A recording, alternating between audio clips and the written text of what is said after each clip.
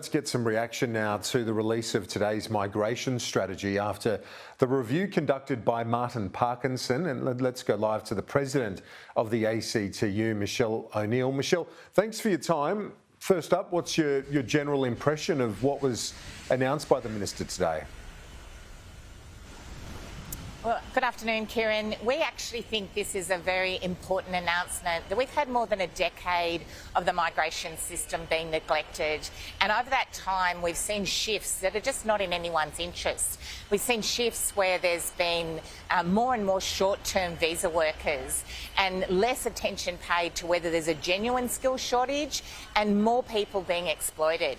So we welcome the announcements by the government today that we need to have a migration system that's fit for purpose, one that actually has a really strong basis in an independent verification of skill shortages, that gives local workers the opportunities, but also makes sure that when we do bring in migrant workers to this country, that they're protected and not exploited. When it comes to those shortages, clearly there are shortages across a number of sectors. From your perspective, has the list of those affected careers or skills not kept up with where the shortages are? Is that the fundamental problem here? Well, it's one of the problems, Kieran, and the list is ridiculous, to be honest. And also what we've had is a system where basically the list has been based on claims that employers make of shortages. And we've been calling for a long time for the need to have an independent, rigorous way of testing whether there's a really shortage of skills or whether it's actually a shortage of jobs that are offering fair wages and conditions and safe jobs. And that's why we welcome this shift to having Jobs and Skills Australia have a part to play in testing whether there's real skill shortages and making sure that there's not just claims that are actually about a shortage, as I said, in fair wages and conditions. So this is a good change, a good shift. The list didn't make any sense. And having a system where employers and unions and government can work together on this is also a big improvement. The other thing I'd say, though, is that we just neglected thinking about what's in our country's interests. And it's not in anybody's interest to not give local workers the skills and training they need to get the jobs now and into the future, but also not to make sure that we have genuine opportunities for migrants to come to this country and to stay. Like, we've got a proud history in Australia of permanent migration.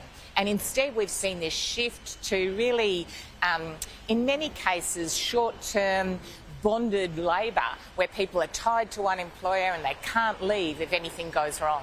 That's not good for the country and not good for those workers. What about the move on the threshold, the income threshold for skilled migrant workers? The Minister says it essentially would be at this point, if the threshold were to be indexed, it's currently at $53,900, moving up to a new minimum of $70,000.